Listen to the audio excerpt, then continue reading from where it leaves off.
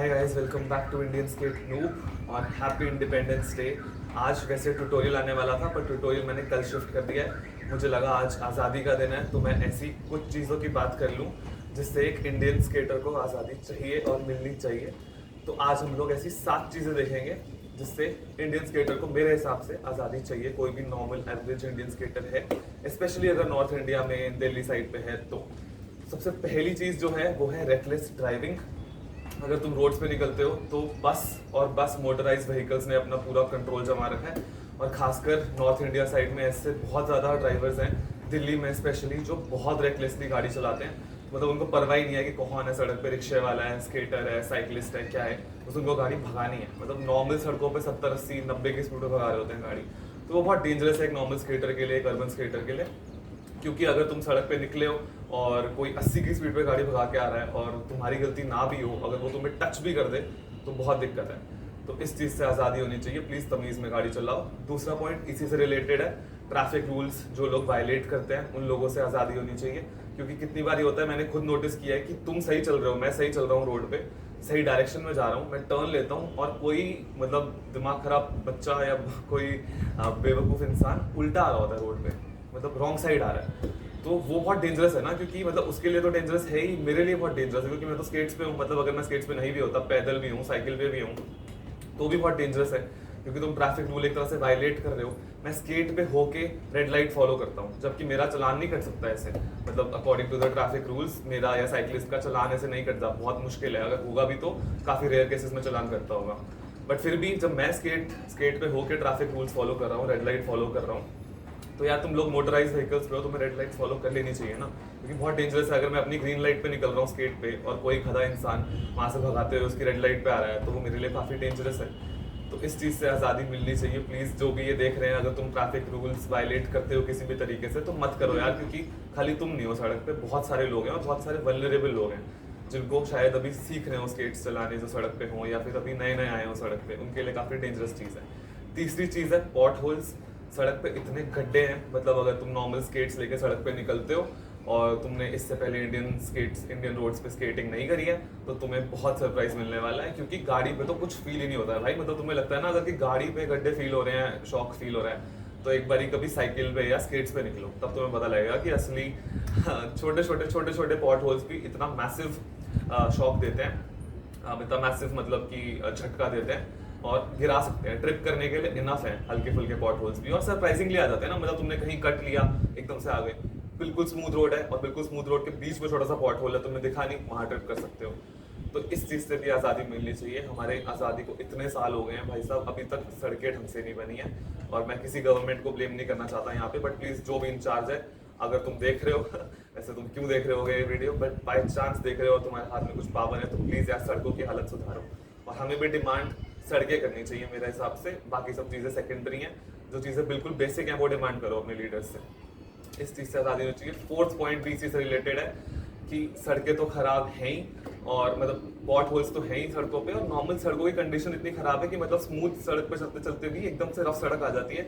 और ग्रेवल, मतलब जिस चीज़ से सड़क बनती है, जो क्या होता है, एसफॉल्ट होता है, जो भी होता है, जो छोटे छोटे पत्थर होते हैं ब्लैक कलर के, इतनी सारी सड़कों पे वो सारे पत्थर ऐसे बिखरे हुए हैं। मतलब ऐसे लग रहा है कि तुम सड़क पे चल ही नहीं रहे, तुम एक पत्थरों के उसमें चल रहे हो। तो उसमें स्केट्स बहुत अड़ते हैं। मतलब मेरे 110 मिलीमीटर के MF 900 भी उस पर अड़ते हैं बहुत ज़्यादा। और अगर मुझे नहीं पता हो कैसे कंट्रोल करना है अपने आप को रफ सरफेस पे, तो मैं पक्का ट्रिप करूँगा वहाँ पे। तो ये चीज़ से आज़ादी मिलनी चाहिए। इसीलिए तो इंडिया में स्केटिंग मूवमेंट इतनी पीछे रह जाती है, और ऐसी स्पोर्ट्स की मूवमेंट्स जो अर्ज करती हैं स्ट्रीट्स पे आने, वो इतनी पीछे रह जाती है क्योंकि हमारी सड़कों की हालत अच्छी नहीं है। मैं दिल्ली में रह के ये बात बोल रहा हूँ, तो तुम इमेजिन करो कि जो छोटे छोटे विलेजेस में हैं या छोटे छोटे टाउन्स में हैं, उनकी क्या हालत होगी, क्योंकि उनके तो हर फीट पे या हर 2 फीट पे एक गड्ढा आ रहा होगा। मुझे एक बंदे ने बोला भी था कमेंट सेक्शन में कि ये कौन सी रोड है, ये काफ़ी ज़्यादा स्मूथ लग रही है, हमारे यहाँ पे तो हर एक फीट पे गड्ढा आ जाता है। तो इमेजिन करो, मतलब फिर वो बंदे कैसे स्केट करेंगे, उनके लिए स्केट करना कितना बड़ा चैलेंज है। तो इस चीज़ से आज़ादी होनी चाहिए। इसके बाद जो 5th पॉइंट है वो है पॉल्यूशन। खासकर नॉर्थ इंडिया में, दिल्ली वाले रीजन में, विंटर्स के सारे मंथ्स में मतलब काफ़ी ज़्यादा AQI रहता है, एयर क्वालिटी इंडेक्स बहुत ज़्यादा सीवियर रहता है, बल्कि हजार्डस कैटेगरी में चले जाते हैं, अबव 400 500 चले जाता है दिवाली के आसपास, तो 2-3 महीने आराम से। तो उस टाइम पे कोई भी एक्टिविटी ऐसी जो आउटडोर एक्टिविटी है, साइकिलिंग है, स्केटिंग है या रनिंग है, जॉगिंग है, कुछ भी वो करना बहुत ज़्यादा मुश्किल हो जाता है, मुश्किल तो हो ही जाता है, मतलब बहुत ज़्यादा डेंजरस हो जाता है। तुम कर सकते हो जिद करके, बट अगेन वो तुम्हारे लंग्स को काफ़ी इफेक्ट करेगा। तो ये जैसे अगर मैं स्केटिंग करता हूँ पूरे साल, तो अगर मेरे को बीच में 3 महीने का ब्रेक देना पड़ गया तो बर्बाद चीज़ है ना। मतलब मैं क्यों बेमतलब अब ऐसी किसी जगह पे रहता हूँ जहाँ पे बहुत स्नोफॉल हो रही है, कुछ चीज़ हो रही है, उसकी वजह से मुझे लेना पड़ रहा है ब्रेक, तो वो समझ आता है वो नेचुरल चीज़ है। पॉल्यूशन तो मैन मेड है, हम लोग कंट्रोल कर सकते हैं, और इसमें जितना पार्ट दिल्ली का है, जितना रोल दिल्ली का है पॉल्यूशन में, उससे काफ़ी ज़्यादा रोल आसपास के शहरों का है जो परालियाँ वगैरह जलाते हैं। और व्हीकल्स तो ऑब्वियसली डे बाय डे बढ़ते जा रहे हैं, तो उससे भी पॉल्यूशन काफ़ी ज़्यादा बढ़ रहा है। तो मेरे ख्याल से अगर स्केटिंग मूवमेंट ग्रो करती है, या इनफैक्ट अगर स्केटिंग मूवमेंट मतलब कोई भी मूवमेंट ऐसी जो तुम्हें रोड्स पे लेके आ रही है, जिसमें तुम मोटराइज व्हीकल्स नहीं यूज़ कर रहे हो, कोई साइकिल यूज़ कर रहे हो, जॉगिंग कर रहे हो, कुछ भी कर रहे हो, इससे तुम्हारे को फिजिकल एक्टिविटी तो मिल ही रही है, प्लस पॉल्यूशन कम हो रहा है। और पॉल्यूशन कम करना बहुत इंपॉर्टेंट है, पॉल्यूशन से आज़ादी बहुत इंपॉर्टेंट है, वरना हमारे लंग्स की बैंड बजने वाली है, और हमारे तो छोड़ो, हमारे आने वाले जनरेशन की बजने वाली है बैंड। उनको साफ हवा में सांस लेने को मिलेगा ही नहीं, मैंने फकअप कर दिया, साफ हवा में सांस लेने को मिलेगा ही नहीं। तो पॉल्यूशन से आज़ादी बहुत इंपॉर्टेंट है। बीइंग एन इंडियन स्केटर ये मुझे बहुत ज़्यादा इंपॉर्टेंट लगता है, क्योंकि एटलीस्ट दिल्ली में बहुत सीवियर हो जाता है पॉल्यूशन कुछ मंथ्स के लिए एटलीस्ट। इसके बाद है कि भाई सड़कों पे बस माफिया, एक तरीके से दिल्ली में खासकर बस माफिया से मेरा मतलब है कि बाकी सारे लोग फिर भी अपनी थोड़ी बहुत तमीज़ दिखा देते हैं, भाई बस वाले तो बिल्कुल भी तमीज़ नहीं दिखाते हैं अपनी। मतलब एक तो बस लेन कोई है नहीं ऐसे बनी हुई दिल्ली में कि उसमें बस चलेगी, बस वाले कहीं पे भी चलते हैं, और बस की ब्रेक्स इतनी स्ट्रांग होती हैं कि वो जहाँ ब्रेक मारती है वहीं रुक जाती है, और वो कहीं भी ब्रेक मार देते हैं बस वाले। डीटीसी बस वाले, ये तुमने टाटा वाली जो बसेस देखी हैं, रेड ग्रीन ऑरेंज, इनके पीछे चलना बहुत डेंजरस है, खासकर अगर तुम स्केटर हो। इनके आगे या पीछे बिल्कुल मत चलो, इनसे दूर रहो बहुत ज़्यादा, क्योंकि ये कहीं पे भी ब्रेक मारे खड़ी कर देंगे और तुम्हारी ब्रेक लगेगी नहीं, या अगर तुम्हारे ये पीछे होंगे और तुम गिर गए तो इनकी ब्रेक वैसे लग जाती है जब इनको मारनी होती है, बट ये बहुत रैश ड्राइविंग करते हैं। तो इस चीज़ से आज़ादी होनी चाहिए कि भाई बस वालों को थोड़ी सी तमीज़ दिखानी चाहिए, उनको खुद समझ आनी चाहिए कि तुम्हारे पास इतना बड़ा व्हीकल है, और सड़क पे रिक्शा वाले से लेके, पैदल से लेके, साइकिलिस्ट से लेके, स्केटर से लेके सब चल रहे हैं, तुम्हारे जितना बड़ा व्हीकल नहीं है किसी के पास। तो उनको तमीज़ होनी चाहिए कि हम थोड़ा आराम से चलाएं, छोटे व्हीकल्स को निकलने दें। तो ये बस माफिया खत्म होना चाहिए, बस माफिया से आज़ादी चाहिए मुझे और आई थिंक तुम लोगों को भी, अगर तुम रोड पे स्केट करते हो तो। और सबसे इम्पॉर्टेंट और सबसे निगलेक्टेड चीज़ जो है, जो ऑफन इग्नोर हो जाती है, वो है कि यार अगर किसी को अटेंशन नहीं चाहिए, अगर कोई सड़क पे स्केट कर रहा है, तुम अप्रिशिएट करो, वो एक डिफरेंट चीज़ है। अगर लेकिन तुम किसी के पीछे ही पड़ जाओ, मतलब जैसे मेरी फ्रेंड के साथ हुआ था ये रिसेंटली, कि वो स्केट कर रही थी जनकपुरी में रात में, और मतलब अराउंड 7-8, और काफ़ी बिजी रोड भी थी वो, मतलब कि ऐसा नहीं है कि सुनसान रोड थी, और उसके साथ साथ चलना शुरू हो गए एक दो लोग बाइक पे, कि मतलब अप्रिशिएट कर रहे होंगे शुरुआत में कि बहुत अच्छा कर रहे हो वगैरह, मतलब वो बहुत जल्दी हरासमेंट और टीजिंग में कन्वर्ट होने लग गया। क्योंकि यार अगर तुम्हें दिख रहा है सामने वाला बंदा इंटरेस्टेड नहीं है तुम्हारे अप्रिसिएशन में, तो प्लीज फक ऑफ हो जाओ ना, वहां से हट जाओ। किसी के पीछे पड़ जाना इन द नेम ऑफ कि हमें तो बड़ी अच्छी लग रही है स्केटिंग, या हम तो काफी अप्रिशिएट करते हैं इस चीज को, ये अप्रिसिएशन नहीं है, ये हरासमेंट है।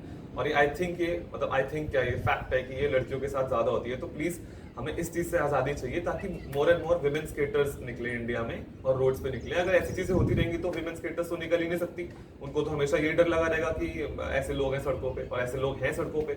तो ऐसी हमारी रिस्पॉन्सिबिलिटी है कि अगर हमारे को आसपास अपने ऐसा होता दिखे तो हम इमीडिएटली उसको रोकें और उनको करेक्ट करें। और अगर तुम लोग भी देख रहे हो, तो अगर तुम में से ऐसा कोई करता है कि किसी के पीछे पड़ जाता है कि भाई बहुत अच्छा कर रहे हो और चलता रहता साथ साथ, अगर तुम्हें सामने दिख भी रहा है कि वो बंदा इंटरेस्टेड नहीं है, उसने एक बार थैंक यू बोल दिया, तो प्लीज साइड हो जाओ। प्लीज उसको हरासमेंट में कन्वर्ट मत करो, किसी को अप्रिशिएट करो, बट एक लिमिट तक, उसके पीछे मत पड़ जाओ, चेप मत हो जाओ। जबरदस्ती की चेपपंती से आज़ादी चाहिए कि जिसको अटेंशन चाहिए उसको दो, जिसको नहीं चाहिए उसको मत दो भाई, मतलब सिंपल सी बात है। तो ये आज की 7 चीज़ें थी जिससे मुझे लगता है कि एक एवरेज इंडियन स्केटर को आज़ादी चाहिए, एटलीस्ट मुझे चाहिए कि अगर ये चीज़ों से मुझे आज़ादी मिल जाए तो स्केटिंग एक्सपीरियंस काफ़ी बेटर हो जाएगा रोड पे मेरा। जो अभी मैं रोड पे निकलने से 4 बार सोचता हूँ पहले कि किस टाइम पे निकलूँ, ट्रैफिक कम होना चाहिए। ट्रैफिक कम क्यों होना चाहिए? मुझे ट्रैफिक से दिक्कत नहीं है, मुझे जो रैश ड्राइविंग सुबह सुबह पी कार्स पे लोग भगा रहे होते हैं ना, उससे दिक्कत है।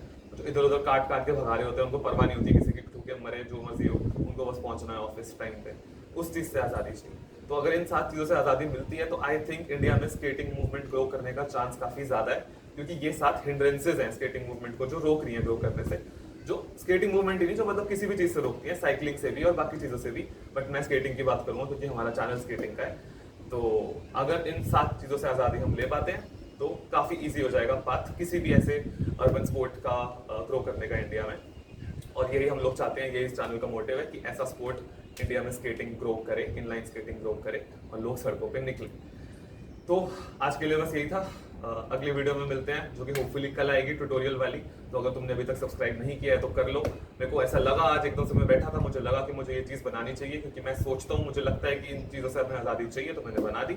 अगर तुम्हें अच्छा लगा है और तुम्हें लगता है कोई और चीज़ से भी आज़ादी चाहिए तुम्हें बीइंग एन इंडियन स्केटर, तो प्लीज़ कमेंट सेक्शन में बताओ। और नेक्स्ट वीडियो में मिलते हैं, तब तक के लिए happy skating. Indian skate noob सलाम, बाय बाय।